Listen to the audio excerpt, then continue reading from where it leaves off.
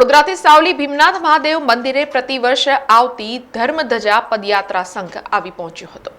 વડોદરાથી ભાવિક ભક્તો સાથેનો છેલ્લા 21 વર્ષથી સાવલી ભીમનાથ મહાદેવ મંદિરે પરંપરાગત આવતો ધર્મધજા પગપાળા સંઘ આવી પહોંચ્યો હતો।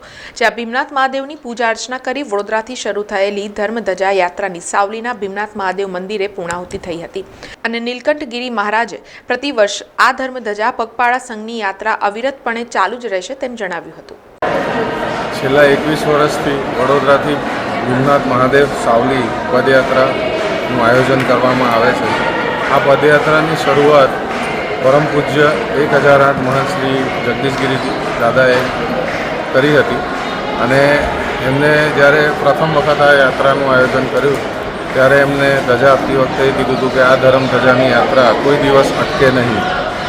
એમના એ જ વચનોને ધ્યાનમાં રાખીને આજે પણ દર વર્ષે ફેબ્રુઆરી મહિનામાં એક શનિવારે સાવલી ભીમનાથ મહાદેવ સુધી વડોદરાથી લગભગ 100 થી 150 ભાવિક ભક્તો ભેગા મળી અને સવારે 5 વાગ્યાથી ચાલવાનું શરૂ કરે છે અને બપોરે 2-2:30 વાગ્યા સુધી ભીમનાથ મહાદેવ પહોંચે છે।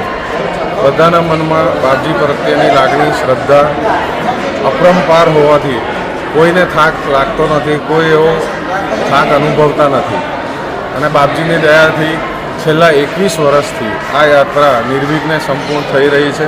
21वां पद यात्रा और भक्त मंडल का अच्छा उत्साह उमंग और गर्म जोशी से बहुत अच्छा पद यात्रा चले आ रहे हैं, आगे के लिए भी चलते रहे। उनके आशीर्वाद थे ये पद यात्रा रुकना नहीं चाहिए, हमेशा चलते रहे पद यात्रा।